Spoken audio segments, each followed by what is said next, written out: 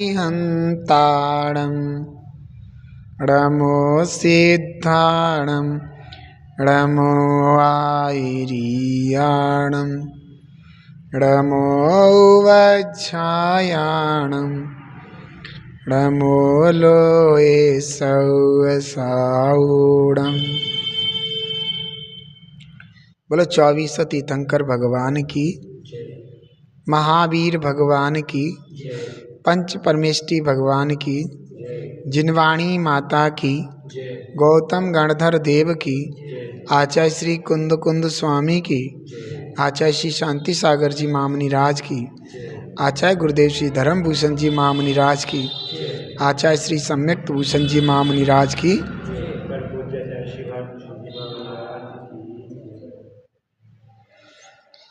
यह ग्रंथादिराज श्री रत्नकंठ शाकाचार्य हैं। रत्न करंडक,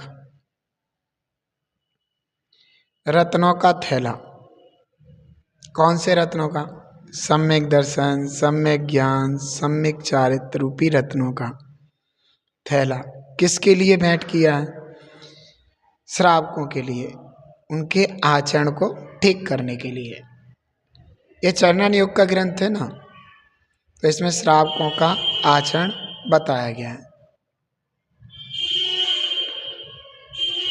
तो इसमें जो है सम्यक ज्ञान रूपी अधिकार आया है, और इस सम्यक ज्ञान रूपी अधिकार में प्रथमा नियोग का लक्षण बताते हैं। हमारे यहाँ 4 अनुयोग है ना, प्रथमानुयोग, कर्णानुयोग, चरणानुयोग, द्रव्यानुयोग। तो ये क्या है? अनुयोग माने होता है प्रश्न। तो जो प्रथमानुयोग के बारे में प्रश्न किया गया था, राजा सेणिक ने गौतम स्वामी से किया था, उस समय कि प्रथमानुयोग क्या होता है, ऐसा प्रश्न करने पर भगवान श्री गौतम स्वामी ने व्याख्यान किया था। तो उसी का सार लेकर के समंतभद्र स्वामी यहाँ पर प्रथमानुयोग का लक्षण कहते हैं। अनुयोग माने प्रश्न, जिसमें प्रथमानुयोग संबंधी प्रश्नों के उत्तर दिए हों, अर्थात 63 साल का पुरुष कौन होते हैं, वो कितने होते हैं, उनका जीवन चरित्र कैसा होता है, पुण्य क्या होता है, पाप क्या होता है, किन किन जीवों ने पुण्य किया तो स्वर्ग आदि प्राप्त हुए, किन किन जीवों ने पाप किया तो नरक आदि प्राप्त हुए, किन किन जीवों ने वितराग अवस्था प्राप्त की जो मोक्ष को प्राप्त हुए। ये सब चीज़ें इन प्रश्नों के, और भी बहुत सारे प्रश्नों के उत्तर प्रथमानुयोग के माध्यम से मिलते हैं। तो यहाँ पर प्रथमानुयोग का लक्षण बताया जा रहा है। 43वां श्लोक है। प्रथमानुयोगमर्थाख्यानं चरितं पुराणमपि पुण्यं बोधि समाधि निधानं बोधति बोधा समीचीनः। तो यहाँ पर 43वें श्लोक में आचार्य श्री समंतभद्र स्वामी बड़े ही मजे से, आनंद से, हर्ष उल्लास के साथ प्रथमानुयोग के बारे में बता रहे हैं। वो कह रहे हैं कि पुण्यम, पुण्य को देने वाला,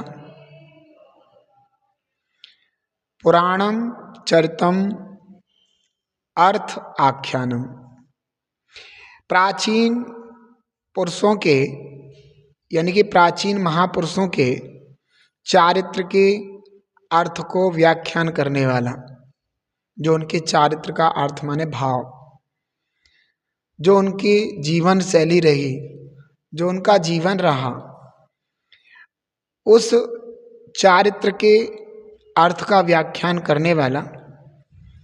और क्या? बोधि समाधि निधानम, रत्नत्रय और समाधि का खजाना,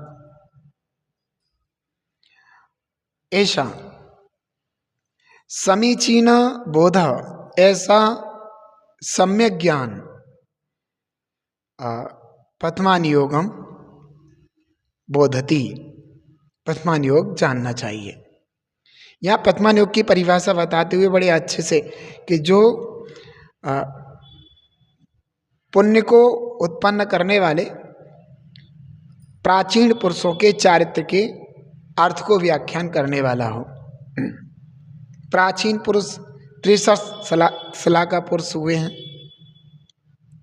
अब 63 सलाका पुरुष जितने भी हुए हैं उनमें से किसने पाप किया, उसके फल से नरक आदि गए, किसने पुण्य किया, उसके फल से स्वर्ग आदि गए, किसने वीतराग भाव किए, जिसके फल से मोक्ष पधारे। तो ये सब कथाएं सुनकर के हमारे अंदर पाप भावों की वांछना होती है। पाप भाव मेरे जीवन से वंचना होती है, हटते हैं। पाप भाव हमारे जीवन से खत्म हो जाते हैं, क्योंकि हम ये समझते हैं कि उस जीव ने ऐसा पाप किया था, ओहो शुभम चक्रवर्ती ने ऐसा पाप किया और ब्रह्मदत्त चक्रवर्ती ने ऐसा पाप किया, है ना। और देखो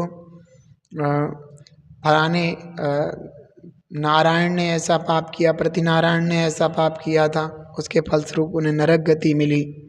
ओहो उस जीव ने ऐसा किया था, फिर मुझे पाप नहीं करने चाहिए, मुझे पापों से दूर रहना चाहिए, मुझे नरक निगोद नहीं जाना है।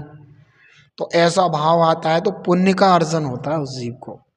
तो इसलिए जो प्रथमान योग है पुण्य का अर्जन करने वाला है, पुण्य उत्पन्न करने वाला है। और क्या कि फलाना जीव कितने अच्छे भाव थे।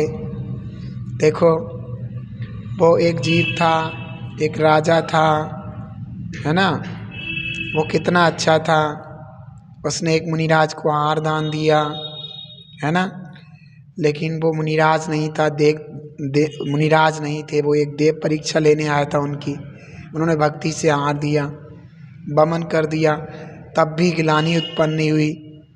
अपने मन में ही ये धारणा की कि मैंने ही मुनिराज को कुछ ऐसा आहार दे दिया होगा। ऐसे भाव रखे निर्मल, देव भी उनके चरणों में झुक गया उस राजा के, और वह राजा महान पुण्य का अर्जन करके अपने जीवन को सफल बनाता। तो मेरे को भी लगता है कि हमें भी ऐसा पुण्य अर्जन करना चाहिए, अपने भावों को निर्मल रखना चाहिए।